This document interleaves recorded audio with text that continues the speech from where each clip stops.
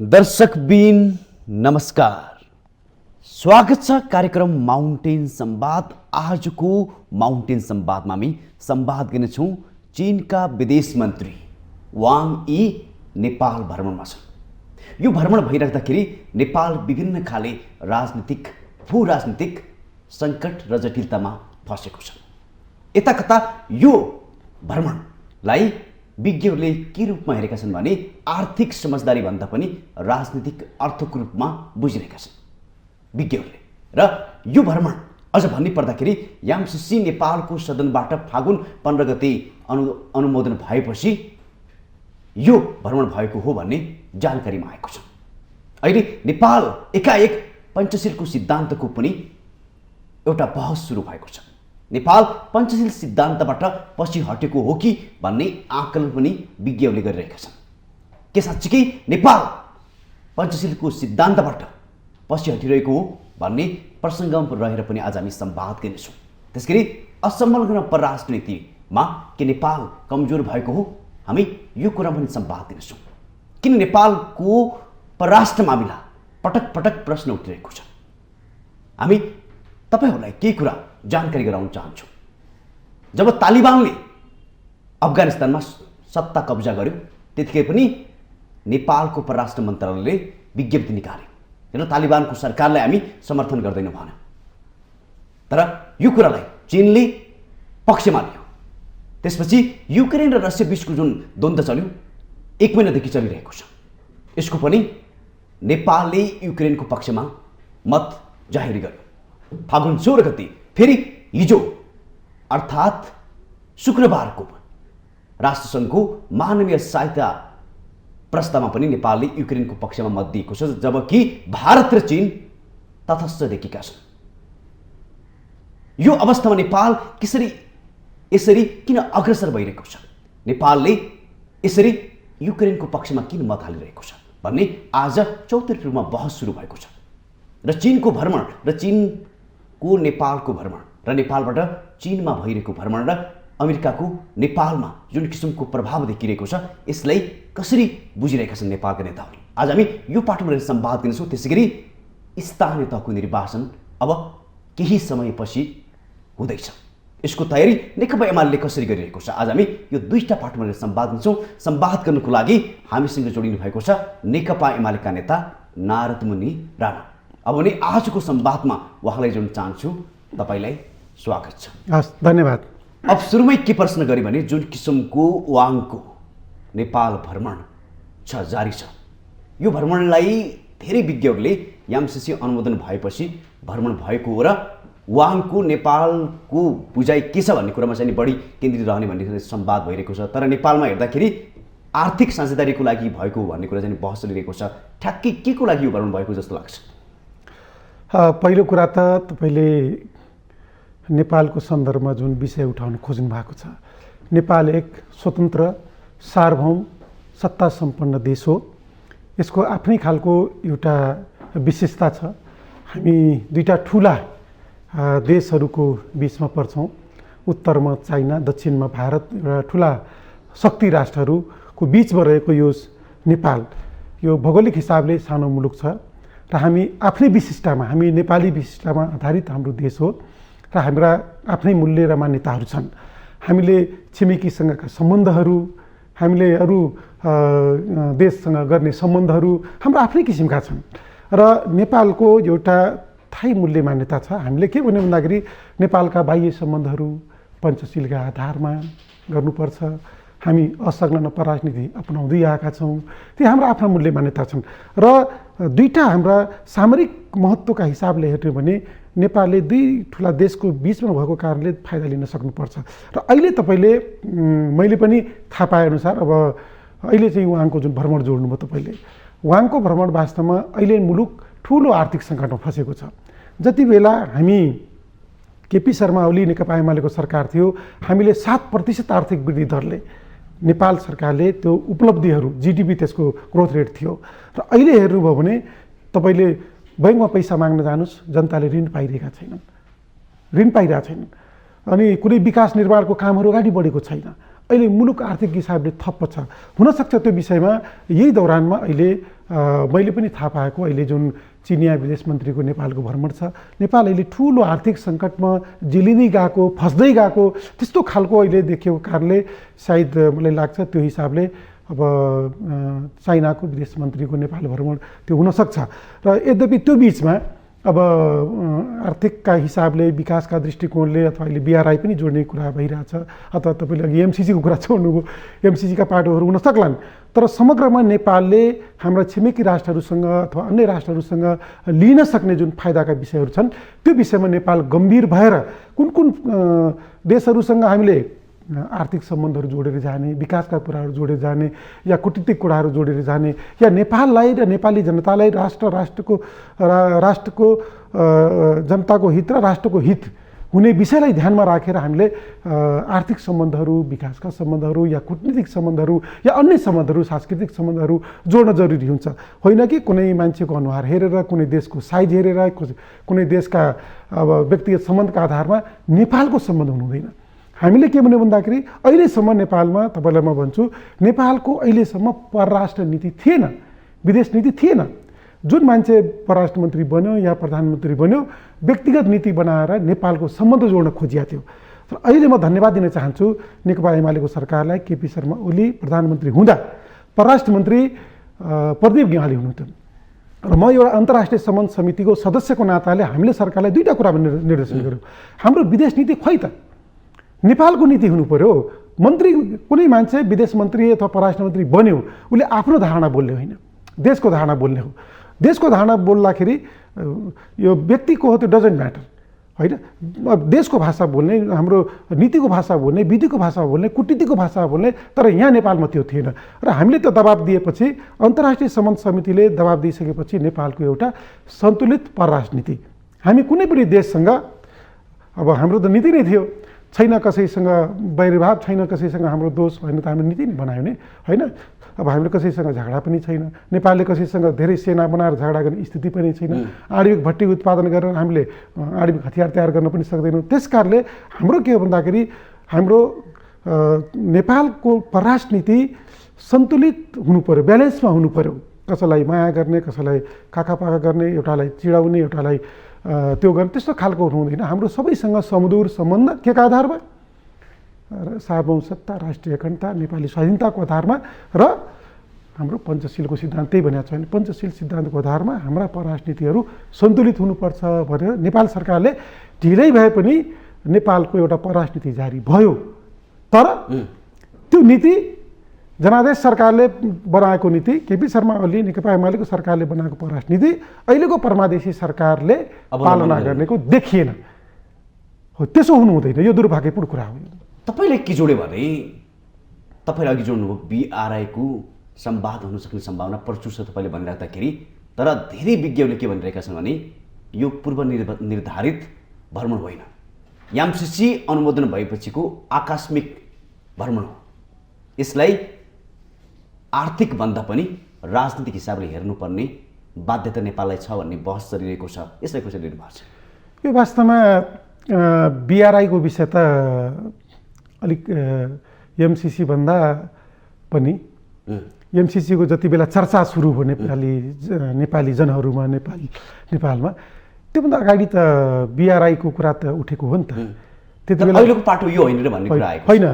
यस्तो छ, BRI को एउटा पार्ट नेपाल हुने भन्ने कुरा त भारतको गोवामा सम्पन्न एउटा यो BRI सम्मेलनमा त नेपाल पनि पार्टिसिपेट भएको हो नि त। त्यति बेला नेपालको प्रतिनिधित्व गरेर जाने व्यक्तिहरू त अहिले जिउँदै छन् नि। BRI भनेको बेल्ट रोड इनिसिएटिभ प्रोग्राम भनेको अब त्यो पनि त्यसको पार्ट नेपाल हुनुपर्छ भनेर त हामीले त्यहाँ सहभागी हुने भनेका छौँ। र यस्ता ठुला जो अन्तर्राष्ट्रिय जगतमा नेपाललाई विकाससँग अथवा नेपाललाई रोडसँग या सडकसँग या नेपाल यो विश्व सञ्जालसँग नेपाललाई जोड्ने जुन कुराहरू छ त्यो त राम्रै विषय हो त। किन भन्दाखेरि हामीले चाहिँ BRI होस् या अन्य अरू पनि विषयहरू हुन सक्छन्।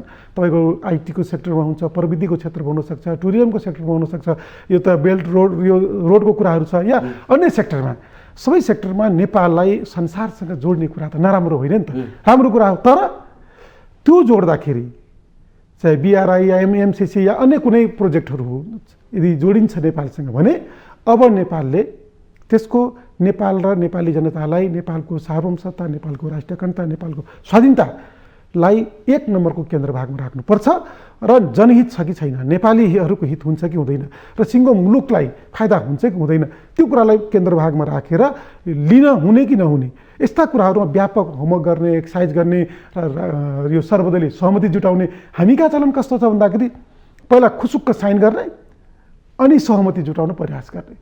जब गिजोलिन्छ, जब त्यो क्यान्सरको त्यो घाउ हुन्छ, घाउलाई जब क्यान्सरमा परिणत हुन्छ त्यसपछि सहमतिका कुराहरू गर्छौँ। यो के भन्छ नि गाडा अगाडि कि गोरु अगाडि भन्ने छ नि, अनि गाडा अगाडि भएपछि गोरु पछाडि गाडा त गोड्दैन। यसको परिणाम नै अहिले जुन खालको कन्ट्राडिक्सन देखियो। त्यसकारण हामीले के गर्नुपर्छ भन्दाखेरि कुनै पनि विकाससँग जोडिएका परियोजनाहरू, विकाससँग सँगसँगै कूटनीति पनि जोडिन्छ, विकाससँग हाम्रा आर्थिक सम्बन्ध पनि जोडिन्छ, त्यसको सँगसँगै राजनीतिक नजोडिनु त विषय भएन नि, राजनीति पनि अलिअलि जोडिन्छ। किनभने पोलिटिसियनहरू नेपालमा आइसकेपछि हरेक देशको मैले हेरिरहेको छु डिप्लोमेटहरू अथवा राजनीतिज्ञहरू नेताहरू आउँदाखेरि नेपालमा राजनीतिक भेटघाट गर्छन्, प्रधान सरकारका विभिन्न प्रमुख सरकार प्रमुख, राष्ट्र प्रमुख या तपाईँको आफ्नो लेभलमा एक खालको भ्रमण हुन्छ। त्यो नगरिकन त मुलुक अगाडि बढ्न सक्दैन। तर ती सबै गर्ने कुरामा हामीले ध्यान दिनुपर्ने अहिलेका जुन घटनाक्रमहरू छन् जस्तै BRI भन्दा पनि MCCमा जुन खालको अहिले कन्ट्राडिक्सनहरू उत्पन्न भयो हो, यस्ता कुराहरू अब नेपालले, नेपाली जनताहरूले, नेपाली राजनीतिज्ञहरूले, नेपाली विद्वानहरूले अब यस्तो कुराहरूमा जो विश्लेषकहरू छौँ हामी भन्छौँ विद्वानहरू, उहाँहरू सबैको सुझावलाई अब नेपाली सरकारले त्यसरी जाँदा राम्रो हुन्थ्यो।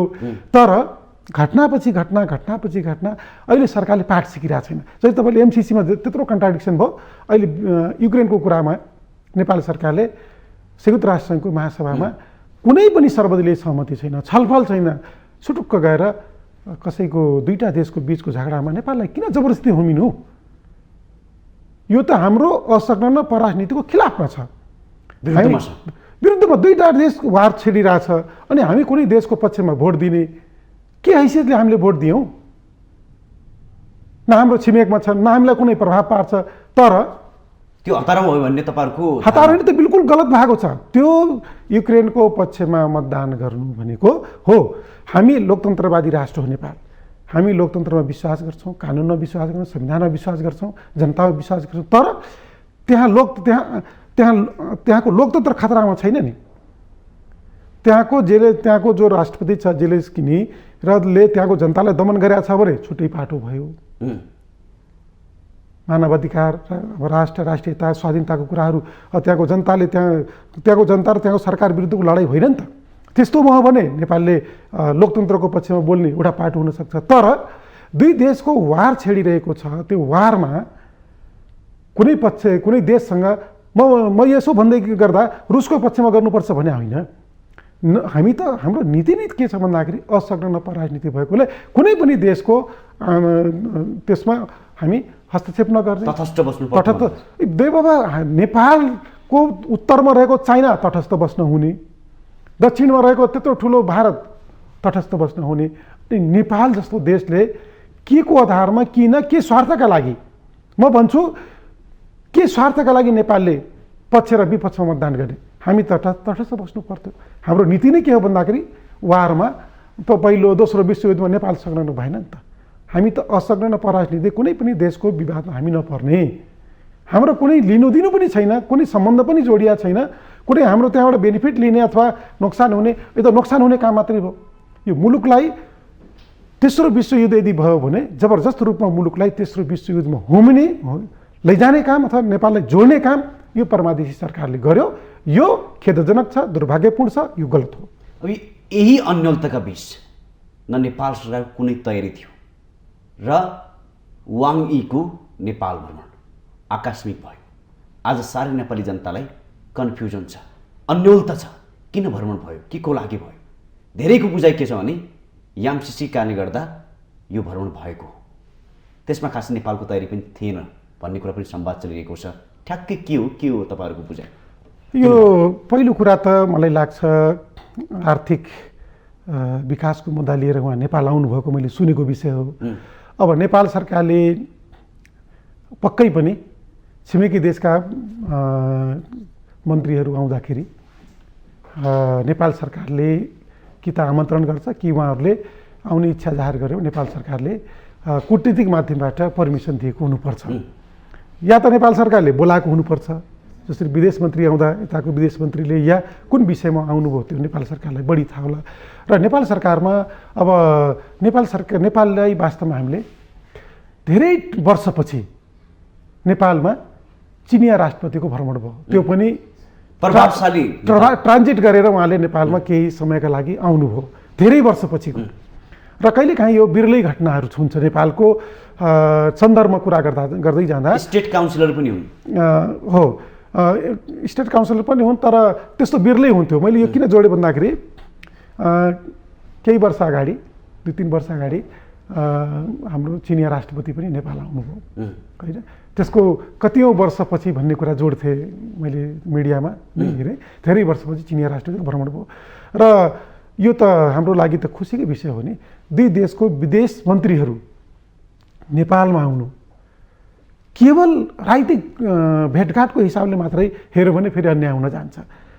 हाम्रो भारतको विदेश मन्त्री अथवा चाइनाको विदेश मन्त्री, अरू विदेश मन्त्री आउनुभयो भने तिनका 2-3टा पाटाहरू हुन सक्छन्। अहिले के हो भन्दाखेरि एउटा सिङ्गो विश्व, अहिले तेस्रो विश्वयुद्धको भुमरीमा खतराको बादल मडाइरहेको सन्दर्भमा अब भोलि तपाईँले परमाणु आक्रमण भयो भने के नेपाललाई छुतो रहन सक्छ त? नेपाललाई असर पर्दैन त?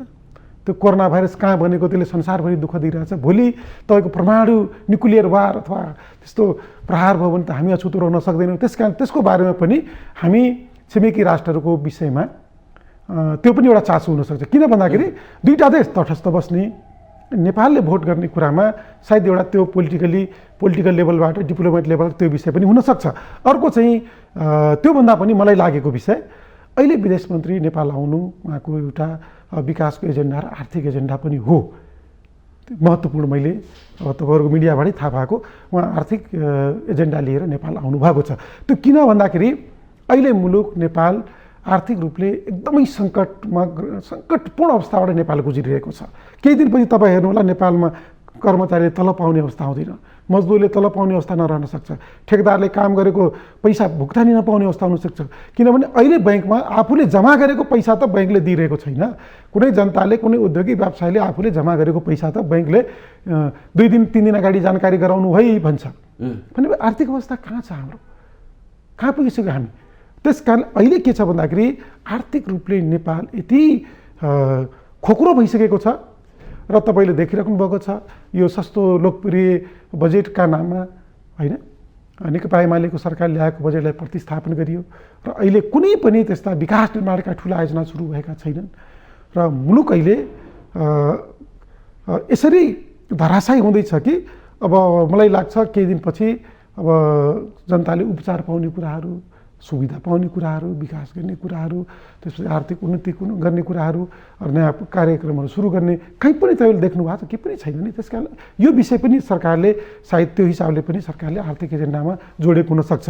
अर्को तपाईँले BRI को विषयमा Nepal one of the stakeholders भनौँ न, त्यो भएको कारणले सायद त्यो विषयलाई पनि अगाडि बढाउने सन्दर्भ पनि हुनसक्छ। अब बिचमा त अब पोलिटिकल भेटघाट त अब स्वाभाविक रूपले अझै तपाईँले प्रश्न पार्नु भएन, किनकि अहिले संवाद के चलिरहेको छ भने अमेरिकाले चीनले नेपालमा MCC अनुमोदन भएको कुरालाई राम्रोसँग हेरेको छैन।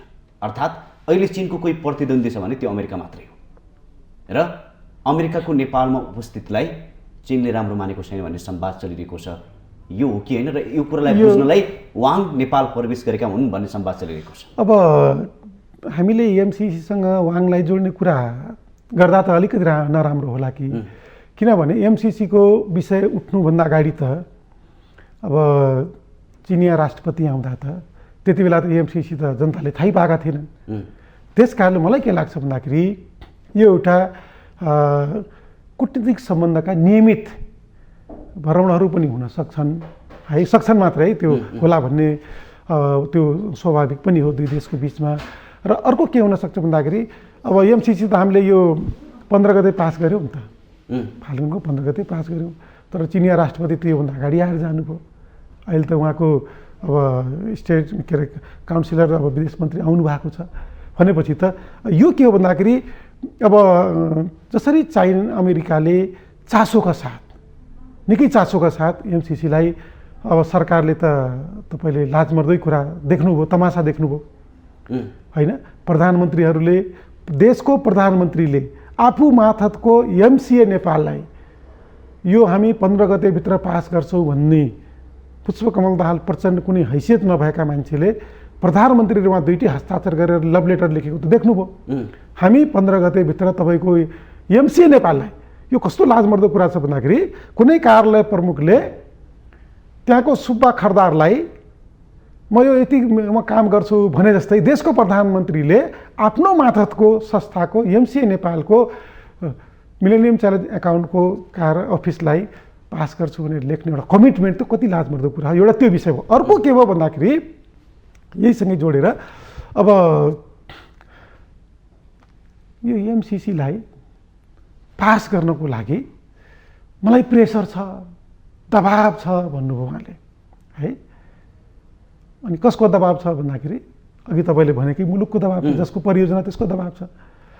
अब कसैले अनुदान दिन्छ भने लिएले नले त म फिर्ता लान्छु भने भइगयो नि, जबरजस्त रूपमा लिन लगाउनुको पछाडि अथवा त्यसको प्रेसर थेक्नुको पछाडि नेपाली जनता त केही पनि रहेछन्। हामीलाई प्रेसर जनताको चाहियो, जनताको प्रेसर हुनु पर्यो। तपाईँले प्रेसर देख्नुभयो, सडकमा देख्नुभयो, सदनमा देख्नुभयो, तपाईँले विभिन्न यो मिडियाहरूमा देख्नुभयो कि प्रेसर के थियो त एक खालको। त्यसका बावजुद पनि उहाँले जनताको प्रेसर उहाँले वास्तै गर्नु भएन, राजनीतिक दलहरूको प्रेसर वास्तै गर्नु भएन, संसदमा सांसदको प्रेसर वास्तै गर्नु भएन, एउटा कुनै मुलुक विशेषको अथवा प्रेसरलाई उहाँले बढी प्राथमिकता दिनुभयो।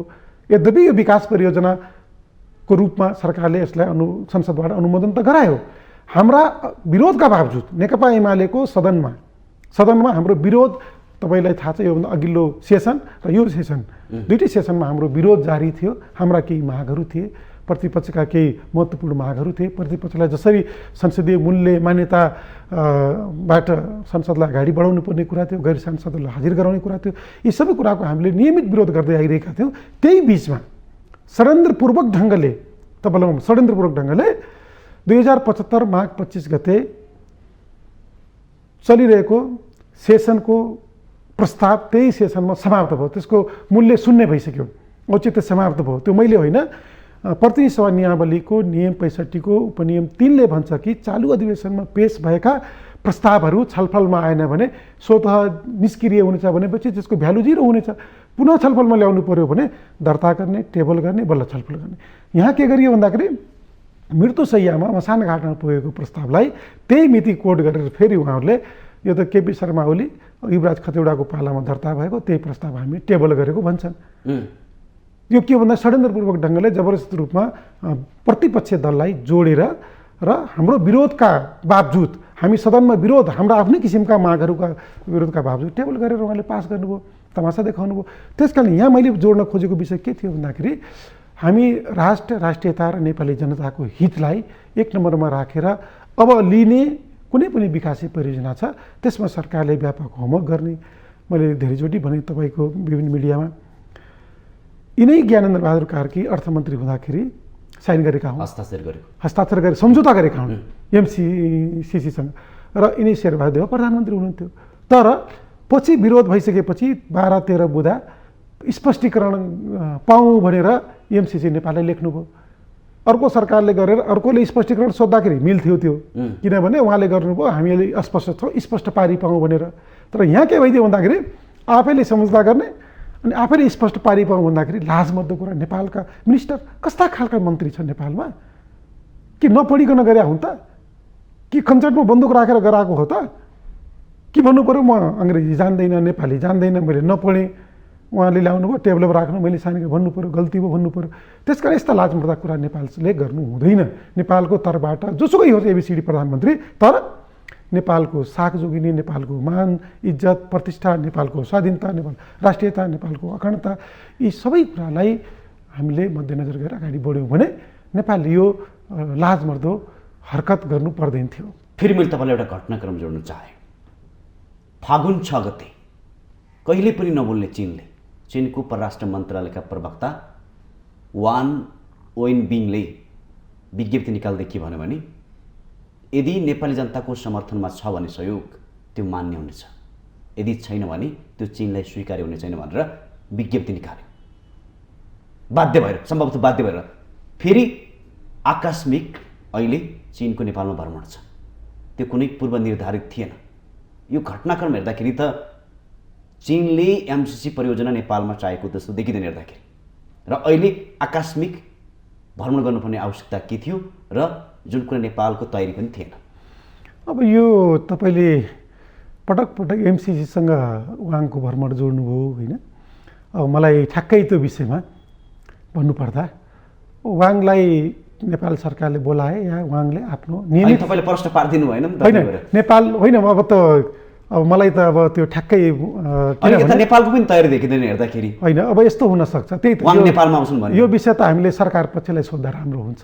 किन भन्दाखेरि अब मैले दुईवटा कुरा जोडेँ नि तपाईँलाई कि म तपाईँको घरमा आउँछु भन्नु पर्यो, म आउँदैछु भन्नु पर्यो होइन, तपाईँले हुन्छ आउनुहोस् भन्नुपर्छ। उहाँ बाटोमा हुनुहुन्थ्यो तब नेपाललाई थाहा भयो, र कि तपाईँले म कहाँ आउँछु भन्नु पर्यो, हुन्छ आउनुहोस् भन्नुपर्ने हुन्छ है।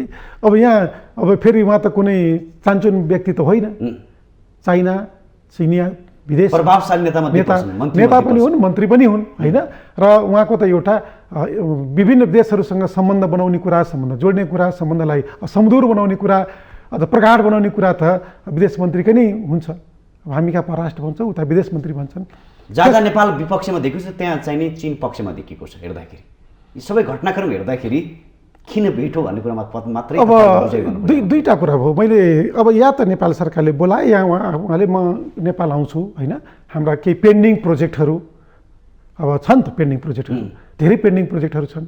अब विगतका सरकारहरूले गरेका प्रोजेक्टहरू छन् त, हामीले प्रोजेक्ट बैङ्क लिएर गयौँ, बास्केटमा छन् प्रोजेक्टहरू, सम्झौता भएका प्रोजेक्ट छन्, त्यसको अवस्था बुझ्न पनि आएको हुन सक्छन्। र सँगसँगै राजनीतिक र कुटनीतिक विषय पनि होला, म त्यो इन्कार गर्दिनँ। तर अहिले खास उहाँले जुन आर्थिकको विषय लिएर आउनुभएको हुना कारणले यो सरकारसँग जोडिन्छ यसमा। र सँगसँगै अब आइसकेपछि अब राजनीतिक भेटघाट त स्वाभाविक हो, यसलाई हामीले धेरै त्यो लिनु हुँदैन। तर जहाँ तपाईँले भन्नुभयो अहिले, जहाँ चाइना पक्षमा त्यहाँ के अरे पक्षमा छ, नेपाल विपक्षमा या नेपाल विपक्षमा चाइना पक्षमा भन्ने कुरा जोड्नुभयो। हामी कसैको पक्षधर्ता लिनु हुँदैन। हामी पक्षधर्ताको आन्तरिकमा पनि, आन्तरिक रूपमा पनि पक्षधर्ताको राजनीति जहिले पनि के हुन्छ भन्दाखेरि स्वार्थमा हुन्छ। कसैका स्वार्थका लागि या आफ्नो स्वार्थका लागि पक्षधर्ता लिने कुरा नै गलत कुरा हो। हेर्नुहोस्, यो पक्षधर्ता भन्ने शब्दै वास्तवमा कहाँ प्रयोग गर्ने, कहाँ प्रयोग नगर्ने भन्ने विषयमा सरकारले ध्यान दिनुपर्छ नि त। अहिले यो पक्षधर्ताका कारणले, म फेरि पनि तपाईँलाई दोहोऱ्याएर भन्न चाहन्छु, युक्रेनको पक्षधर्ताका कारणले नेपालले पक्षमा पटक पटक यसरी उभिँदाखेरि मलाई चाहिँ नेपालको परराष्ट्र नीति अथवा विदेश नीति नेपाल सरकारले बनाउने, अध्ययन नगर्ने, नपढ्ने, जबरजस्ती रूपमा आफैले उल्लङ्घन गर्दै जाने हो भने भोलि कानुन नमान्ने, नियम नमान्ने, नीति नमान्ने, निर्देशन नमान्ने, सम्बन्ध नमान्ने हो भने यो नेपाल ठुलो क्षति बेहोर्नु पर्ने हुनसक्छ। त्यस कारणले यो नेपाल सरकारले जे गरिरहेछ त्यो नेपाल सरकारको अकर्मण्यता हो, अदूरदर्शिता हो। नेपाली जनता र नेपाली राष्ट्रमाथि भोलि तेस्रो विश्वयुद्ध भइहाल्यो भने भोलि नेपाल त्यसबाट अछुतो रहन सक्दैन। त्यसको प्रभाव प्रत्यक्ष रूपमा नेपाली जनतामा, नेपालमा हामीमा पर्ने भएको कारणले हामी कसैको पक्षधर्ता लिनु हुँदैन। लिएर जाने कुरा गलत हो। यो म पटक पटक भन्छु, जुन किसिमबाट युक्रेनको पक्षमा नेपालले आफूलाई उभ्याइरहेको छ, अब आन्तरिक मामलामा भइदिएको भए मानवाधिकार उल्लङ्घन भयो, लोकतन्त्र हनन भयो भन्ने कुराको छुट्टै पाटो हुन्थ्यो। अनि दुईटाको झगडामा जबरजस्ती रूपमा यो ठिक हो, यो बेठिक हो, यो गलत हो भन्ने कुरामा नेपालले बोल्ने कुनै जरुरी थिएन। कुनै स्वार्थ पनि छैन हाम्रो। तर कसैका स्वार्थका लागि सरकारले त्यो गरेको देखिन्छ। त्यसो गर्दाखेरि नेपाल युद्धको भुमरीमा आउँछ, भड्कालोमा पर्छ। यसरी नेपालले क्षति मात्रै दिन्छ। यस्तो क्षति हुने काम गर्नु हुँदैन। अब थोरै पाटो परिवर्तन गरे। अब अहिले परराष्ट्र मामिलाका जानकारहरूले के कुरा गरिरहेका छन् भने नेपाल भू राजनीतिक हिसाबले जटिलतामा फस्दैछ, सङ्कटमा फस्दैछ। यसो हेर्दा पनि छिमेकी राष्ट्रहरूको विरुद्धमा उभिए जस्तो नेपाल देखिन्छ हेर्दाखेरि। जहाँ जहाँ छिमेकी राष्ट्रहरू तटस्थ छन् त्यहाँ नेपाल पक्षमा देखिन्छ हेर्दाखेरि। अहिलेको यो केही समय यताको चाहिँ पेरिफेरीलाई हेर्ने हो भने के साँच्चीकै अब नेपाल भू राजनीति हिसाबले सङ्कटमा परेको हो? एकदम सही भन्नुभयो तपाईँले। म राजनीतिक विश्लेषकहरूसँग सहमत छु। नेपाल जस्तो सानो देश, यो जियो पोलिटिक्सको आफ्नो छुट्टै थ्योरी हुन्छ र हामीले चाहेर पनि नचाहेर पनि हामीले हाम्रा छिमेकी फेर्न सक्दैनौँ, फेर्नै सक्दैनौँ। किन सक्दैनौँ भन्दाखेरि अब फेर्न सक्दैनौँ। दुईटा ठुला देशहरू, विशाल देशहरू, जनसङ्ख्याको हिसाबले ठुला छन्, भूगोलका हिसाबले ठुला छन्, आर्थिक विकासका हिसाबले ठुला छन्। ती देशहरूसँग विश्वका शक्तिशाली विश्वको अब प्रमुख शक्ति बन्ने होडबाजीमा सहभागी देशहरू छन्। अब चाहे त्यो प्रविधिको क्षेत्रमा, आर्थिक क्षेत्रमा, विकासको क्षेत्रमा, यी सबै हिसाबले नेपाल त के छ, उनका सानो एउटा टुक्रा जस्तै देखिन्छ। त्यसैले हामीले के गर्नुपर्छ भन्दाखेरि कसैको जियो पोलिटिक्समा अथवा कसैको स्वार्थका लागि हामी फस्नु हुँदैन। म राजनीतिक विश्लेषकहरूको कुरासँग सहमत छु। हामीले त दुई ठुला राष्ट्र, हामीलाई अरू चाहिँदैन धेरै, दुई ठुला राष्ट्र, जनसङ्ख्याको हिसाबले ठुलो मार्केट छ। दुई ठुला राष्ट्रसँग नेपालले आफ्ना सम्बन्ध विस्तार गरेर दुईटीसँग पुलको काम पनि गरेका छौँ, दुई देशको सम्बन्धलाई जोड्ने काम पनि गरेका छौँ, दुईसँग आफूलाई जोड्ने काम पनि गरेका छौँ, उहाँहरूलाई पनि जोड्ने काम गरेका छौँ। र बढीभन्दा बढी दुईटी देशबाट नेपालले आफ्ना सम्बन्धहरू जुन हामीले सिद्धान्त बनाएका छौँ, पञ्चशील, अब भारतसँग त रोटी बेटीका सम्बन्ध पनि भनेका छौँ होइन, दाइ भाइको सम्बन्ध भन्ने पनि गरिया छ। तर हामी एउटा सार्वभौमसत्ता मुलुक हो। हामीले कुनै पनि देशको सार्वभौमसत्तामाथि अथवा उसको अखण्डता स्वाधीनतामाथि अहस्तक्षेपको नीति हामीले लिएका छौँ। हामी हस्तक्षेप गर्दैनौँ र हाम्रो माथि पनि कसैले पनि हस्तक्षेप नगरिदियोस्। त्यो न हो हस्तक्षेप भनेको, हामी पनि गर्दैनौँ, हाम्रो माथि पनि कसैले नगरिदियोस्। किनभने सबै मुलुक सार्वभौम सत्ता सम्पन्न छन्, स्वतन्त्र छन्, सार्वभौम छन्, अखण्ड छन्। हामी कसैको गर्दैनौँ, हाम्रो माथि पनि नगरिदेऊ भनेको न हो। त्यसैले त्यो गर्नु हुँदैन। तर अहिले हामीले दुई देशको वारमा त हामीले त गऱ्यौँ त। त्यहाँ संयुक्त राष्ट्रसङ्घको महासभामा अब चाइना र भारतले तटस्थ बस्ने अनि नेपाल जान्ने भएर एउटा आवेगमा कसैलाई खुसी बनाउने हिसाबले होइन समर्थन गर्नु, त्यो त गलत हो नि। त्यस कारणले यो जियो पोलिटिक्समा जबरजस्त रूपमा नेपाललाई हुम्ने काम जुन भइरहेछ, अहिले तपाईँले चाइनाको मात्रै कुरा गर्नुभयो। चाइना र भारत दुइटै तटस्थ, अनि नेपालले चाहिँ जबरजस्त पक्षधरता, पक्ष लिने, पक्षमा भोटिङ गर्ने कुरा त त्यत्तिकै देखिन्छ नि।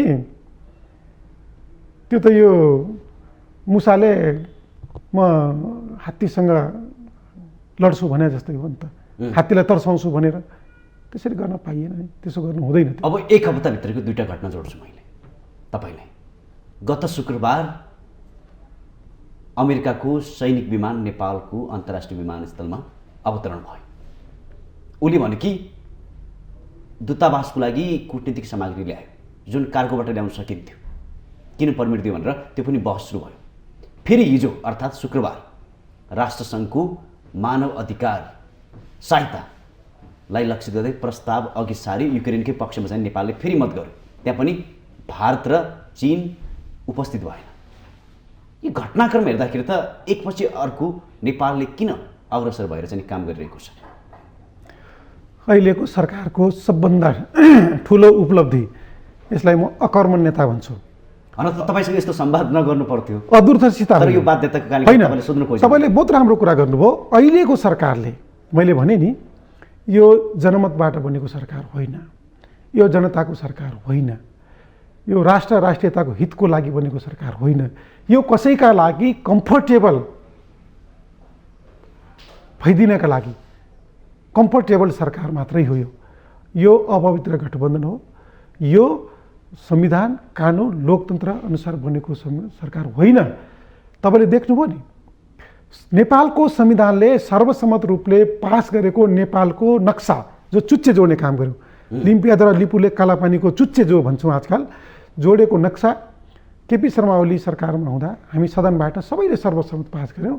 यो सरकारले 100 दिनको काम प्रकाशित गर्दा चुच्चे नक्सा छैन। हेर्नुहोस्, भित्र काम जति जम्मै केपी शर्मा ओलीको पालामा भएका कामको प्रगति छ। तर यिनले के गर्यो भन्दाखेरि नेपालको नक्सालाई बुच्चे नक्सा बनाएर त्यो 100 दिनको प्रगतिमा छाप्नुभयो। एउटा त सिधै संविधानको उल्लङ्घन गर्यो सरकार, कानुनको उल्लङ्घन गर्यो, संविधानको संसदको मानहानि गर्यो, हामी सबैको नेपाली जनताको अपमान गर्यो सरकारले, त्यो गर्यो। अर्को के छ भन्दाखेरि यो सरकार वास्तवमा तपाईँले जुन भन्नुभयो यो मामलामा राष्ट्रियताप्रति गम्भीर छैन। हाम्रो राष्ट्रियता मुलुक खतरामा पर्दैछ।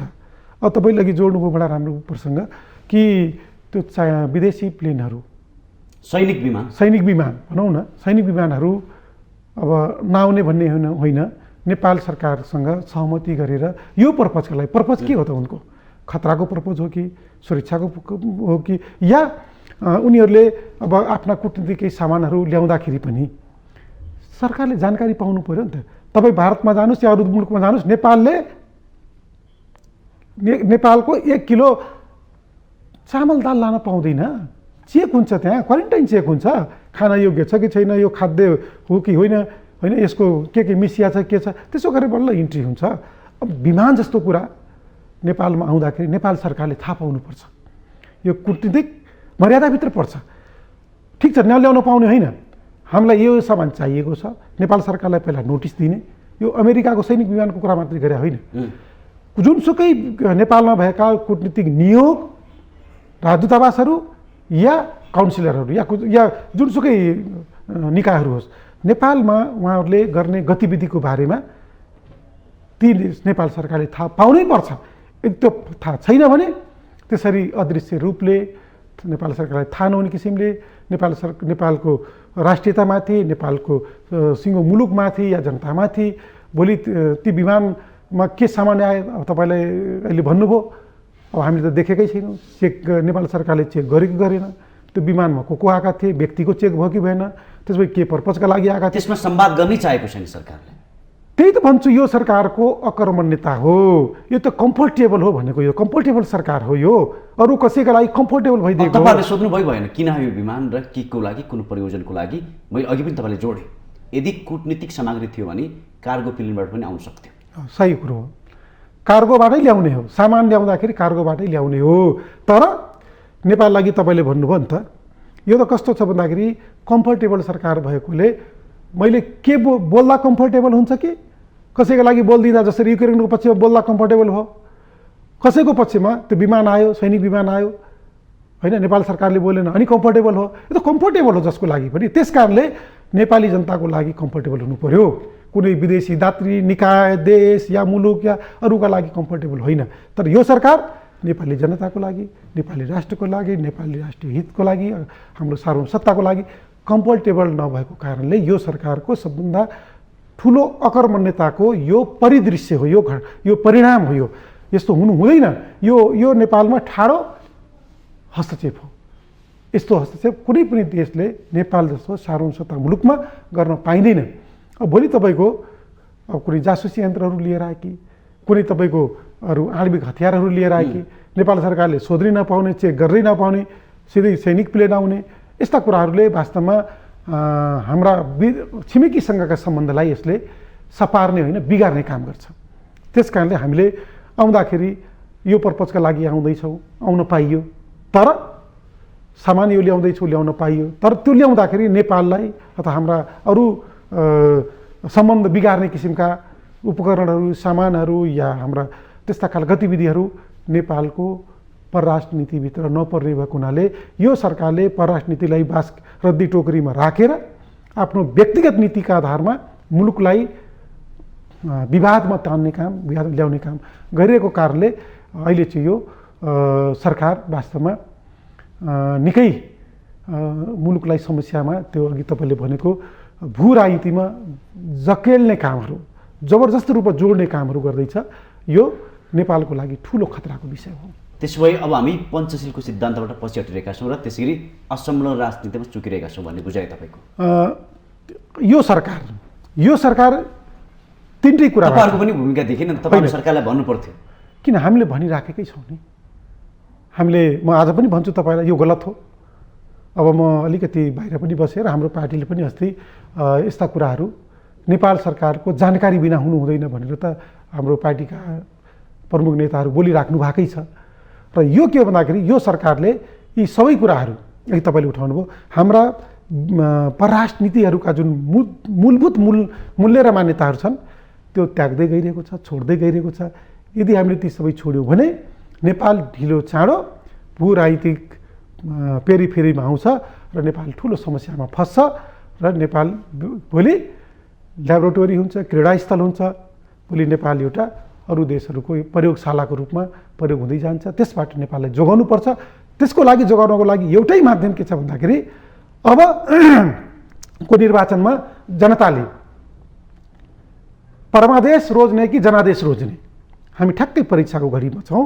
म सम्पूर्ण नेपाली जनतालाई अनुरोध गर्न चाहन्छु, यी सबै घटनाक्रमहरू नेपाललाई, नेपाली जनतालाई दूरगामी प्रभाव पार्ने भएको हुनाले अब हामी फैसला गर्ने बेला आउँदैछ वैशाख 30 गते।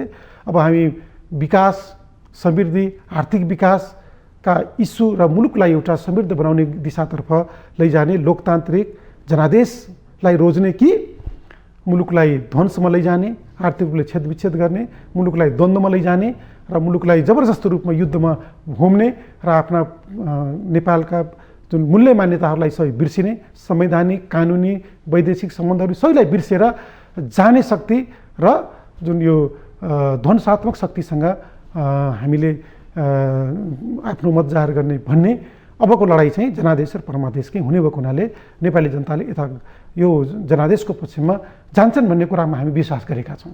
म दुईवटा प्रश्न सोध्नु चाहेँ तपाईँलाई, किनकि हामीसँग टाइम धेरै छैन। स्थानीय तहको बारे पनि सोध्नु खोजेको थिएँ मैले, धेरै टाइम गर्दा म सोधिहालेँ। स्थानीय तहमा तपाईँहरूलाई किन जिताउनु पर्यो र म के घटनाक्रम पनि जोड्छु। अहिले जुन सरकारको चाहिँ पहलबाट जुन कदम भइरहेका छन् यसमा कसरी जोगिनुपर्छ भनेर तपाईँले मैले प्रश्न गरेँ। तालिबानदेखि सरकारमा आएदेखि सरकारले विपक्षमा मत हालिदिएको छ। जहाँ जहाँ चीन र भारत तटस्थ छन् र पक्षमा छ त्यहाँ नेपाल विपक्षमा रहेको छ। चीन र यो वार चाहिँ अमेरिकाको भन्ने बहस चलिरहेको छ। अमेरिकासँग केही संवाद राम्रो छ नेपालको भन्ने बहस चलिरहेको छ। तालिबानको विपक्षमा अमेरिका देखिएको थियो, त्यहाँ नेपाल पनि विपक्षमा देखियो। युक्रेनको पक्षमा हुँदाखेरि अमेरिका पनि र नेपाल पनि पक्षमा देखिए, चीन विपक्षमा देखिए। यो घटनाक्रम हेर्दाखेरि एकपछि अर्को नेपालले अग्रसरता देखेको छ। त्यसो भए शक्तिशाली राष्ट्रको चाहिँ नि छायामा नेपाल परेको हो र यसबाट कसरी निस्किनु सक्छ? यो बडा राम्रो प्रसङ्ग जोड्नुभयो तपाईँले। युक्रेन र अफगानिस्तानको विषय नै फरक छ। किन फरक छ भन्दाखेरि त्यहाँ अफगानिस्तान आन्तरिक मामिलामा थियो, तालिबानी र अफगान सरकारको बिचमा लडाइँ थियो। त्यो मैले अघि पनि भने नि आन्तरिक झगडा थियो तिनीहरूको। अब तालिबानीहरूले भनौँ न सरकारमा आउने कुरा गरिरहेका थिए, भएको सरकारलाई विस्थापित गर्ने कुरा थियो। त्यहाँ तालिबानी र के अरे अफगानिस्तानको बिचको आफ्नो लडाइँ थियो। अहिले युक्रेन र रुसको के छ भन्दाखेरि दुई देशको वार छ, त्यहाँ दुई देशको वार थिएन। त्यस कारणले त्यो विषय फरक भएको हुनाले हामीले त्यसलाई यसरी बुझ्नुपर्छ। र त्यहाँ चाहिँ आन्तरिक अब तालिबानीहरूले लोकतन्त्रको खिलाफमा अब चेलीबेटी पढ्न नपाउने, घुम्न नपाउने, निस्किन नपाउने एउटा तानाशाही शासनमा बाँच्नुपर्छ कि यसबाट बाहिर कसरी आउने? नेपालले आफ्ना पञ्चशीलका मूल्य मान्यतालाई असंलग्न परराष्ट्र नीतिलाई र त्यसलाई पालना गरिदियो भने पुग्छ। त्यति भएन। तपाईँले भने जस्तै पञ्चशीलको सिद्धान्त र असंलग्न परराष्ट्र नीतिलाई सरकारले सक्दो चाँडो मन गरी अघि बढ्नुपर्ने आवश्यकता छ भन्दै तपाईँले चाहिँ चुनावको शुभकामना दिँदै बिदा हुन चाहन्छु। नमस्कार। हस्, धन्यवाद, धेरै धेरै धन्यवाद। दर्शकबिन, पक्कै पनि जुन किसिमको अहिले सरकारले एकपछि अर्को निर्णय गरिरहेको छ यो आम जनता र देशको लागि हितमा छैन। गहन छलफल र बहस गरेर मात्रै अघि बढ्नुपर्ने आजको आवश्यकता छ भन्दै आजको कार्यक्रमबाट म कार्यक्रम सञ्चालक खगेन्द्र विष्ट बिदा हुन चाहन्छु। नमस्कार।